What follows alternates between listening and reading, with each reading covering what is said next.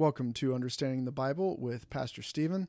This is the first episode of Season 2, titled The Truth and Andrew Tate.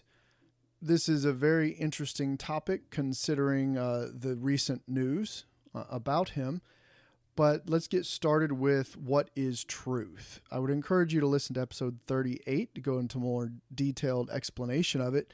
Basically, you have big T and little t truth. The big T truth is the Bible. That is Jesus Christ, God is real. That's the big T truth that believers need to have as their foundation. And that is actually our goal in life, to fulfill the Great Commission and tell people about the big T truth of who God is, right?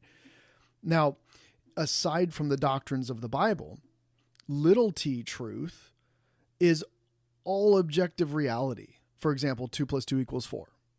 Doesn't matter what your perspective is on that. If you think it's 5, if someone else thinks it's 3, objectively, it is true that 2 + 2 = 4, and your perspective on it doesn't really matter. So what I like to say, and this is something that I've said for a very long time, is even though truth is not an entity in and of itself, the truth doesn't care what you believe.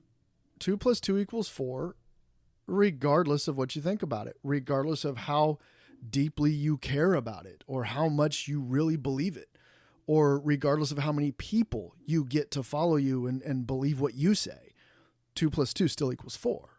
Doesn't matter if the whole world believes it equals 5. It doesn't. Truth is objective reality, not your perspective. And then, of course, all truth is ultimately God's truth. And I'll explain it to you very quickly. It goes something like this.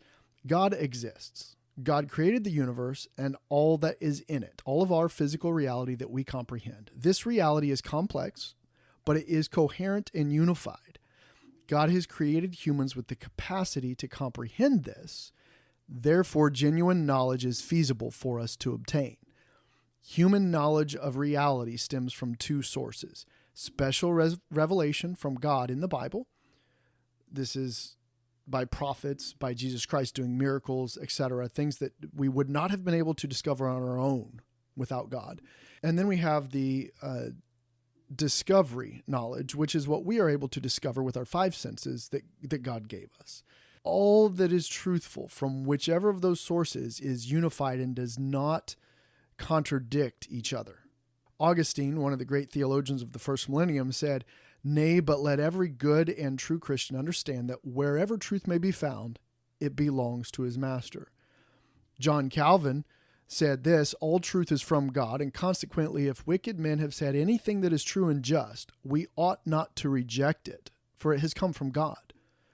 The statement that all truth is God's truth is because it is something that has been revealed by God, or it is an accurate understanding of the nature of something created by God, or because it's an accurate description of something decreed by God, like the law of gravity, things like that, right? We don't reject a math teacher explaining to us that 2 + 2 = 4 just because we find out that he murdered somebody. We don't idolize that person. We don't follow them. We don't emulate them. But we do understand that that person, when they taught us 2 + 2 = 4, that is still true, regardless of the person. So who is this Andrew Tate that I'm talking about? Well, he's a rich, confident man that he wants to share truth.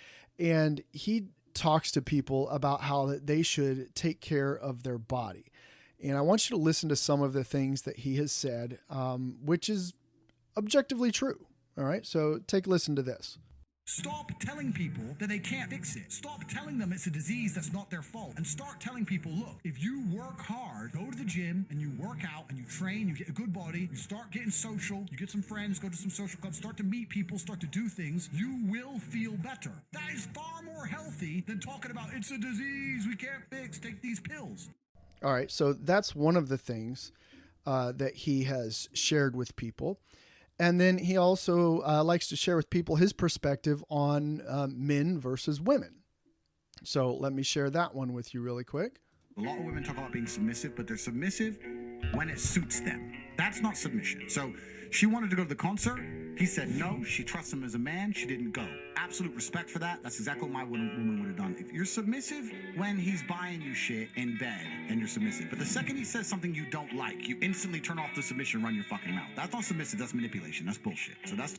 All right. So he has shared some of these hard truths that a lot of people have a problem with because they don't like his opinion. They don't like it when he says something that doesn't fit the new woke narrative about whatever. All right. He's also exposed some things that the media has said, and I want you to listen to that really quick. Problems in the world today exist because the people who are in charge of the world have done a very, very clever thing. They've specifically designed the world in which a way that the people at the bottom, because we're all at the bottom, even me with all my millions, right? The people at the bottom are so busy fighting with each other that we never look up and realize we're getting fucked. And the reason they do that, the blacks hate the whites, Republicans hate the Democrats, the men hate the women. It's all slave mind shit to keep us all fighting amongst each other. Do you think when a billionaire who's black meets a billionaire who's white, they talk about race? No. So you're starting to get a picture of the type of person he is, in that he's very abrasive. He comes across as angry, and he says things that people don't like to hear in a way that people don't like to hear. And you have heard, some of the language he uses, he swears and things like that, but he hasn't said anything that's completely wrong. What the news media has done is they got him on the night shows, and then they chopped up his videos and made it appear that he was saying things that he didn't say so they could cancel him because they didn't like that he's saying, take care of your body, men and women are different, and the news media is a bunch of propaganda. Okay. That message was in direct opposition to the lies and the propaganda that our world pushes on people every day. So he was canceled. They took him out of context. They shared a video of him saying that he would shake a machete in a woman's face and tell her to get the F out of his house. What they didn't share was the question that they asked him prior to that was, so we understand you sleep with a machete under your pillow. What would you do if your girlfriend in the middle of the night picked up the machete and attacked you? His response was he would take the machete from her, shake the machete in her face, and tell her to get out of his house. So they lied about him. They deliberately set him up, asked a question to where they could get a response from him that appears to be attacking women, and then they canceled him.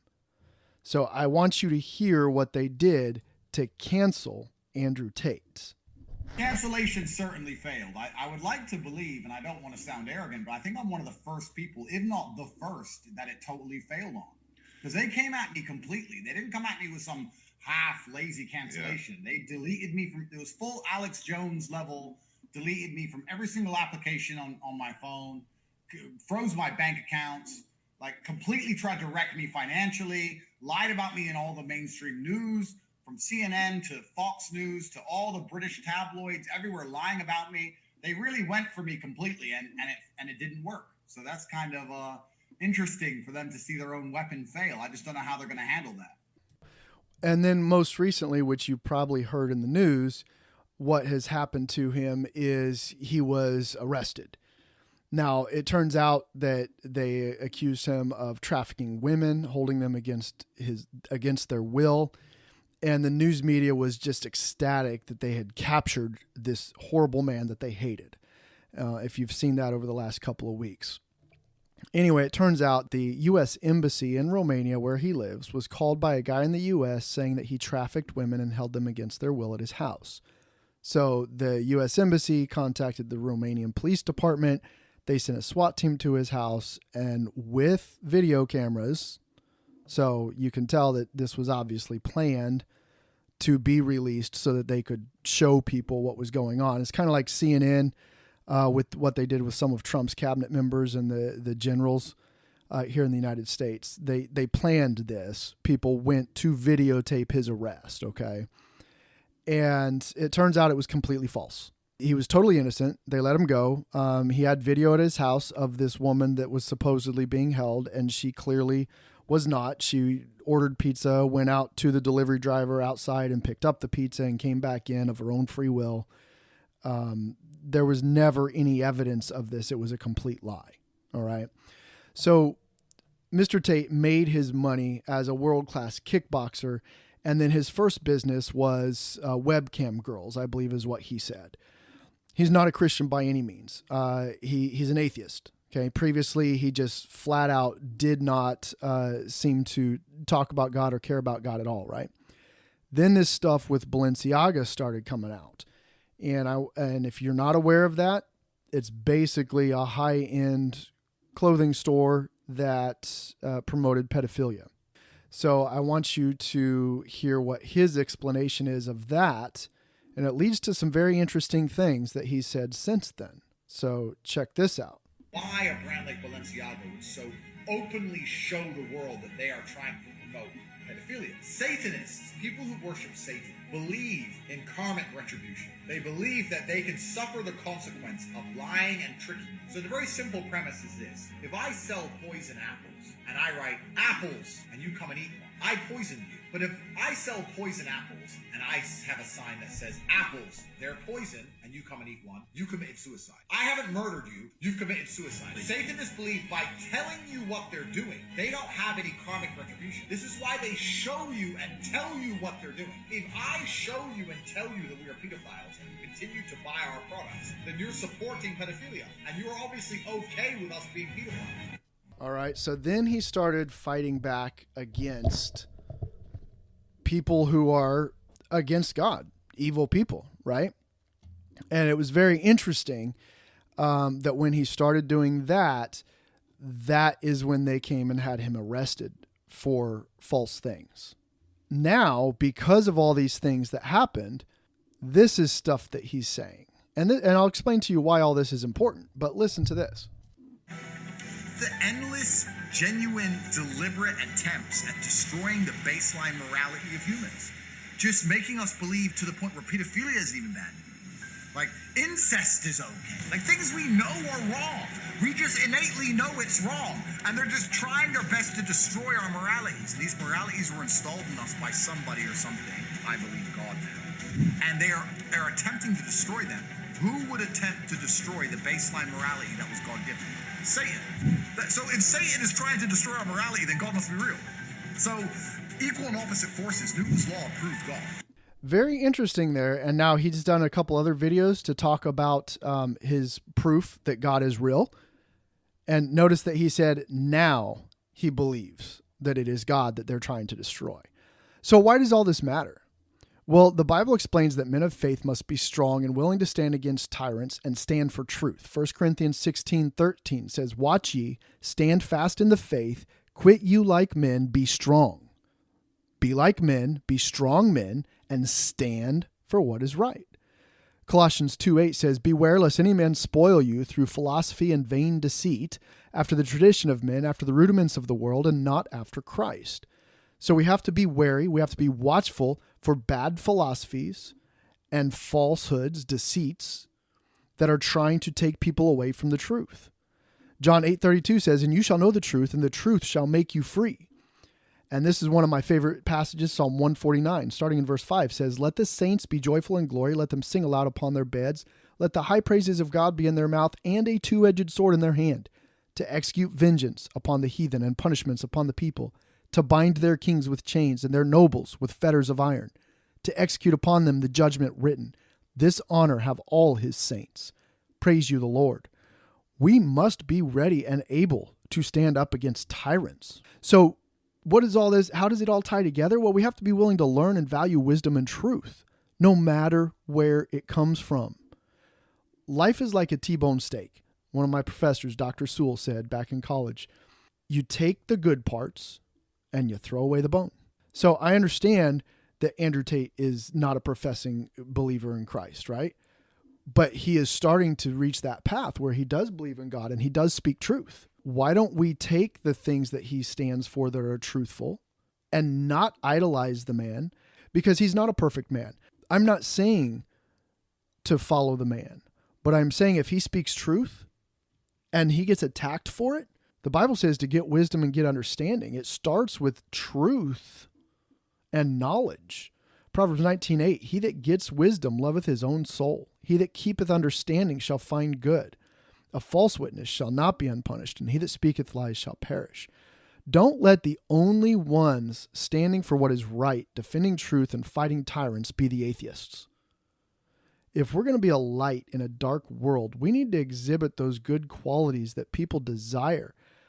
Being a real man, taking care of our bodies, taking care of our loved ones, exhibiting the right types of relationships.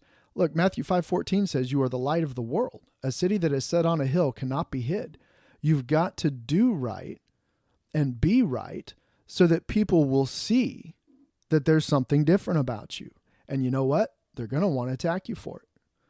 But it's important to remember our reputation among men is important in order to be able to spread the gospel. Proverbs 22:1 said, a good name is rather to be chosen than great riches and loving favor rather than silver and gold.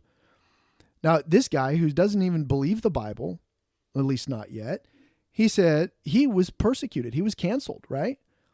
Finances, social media, all the ways he had of making his money in business. Listen, if you speak truth, people are going to attack you.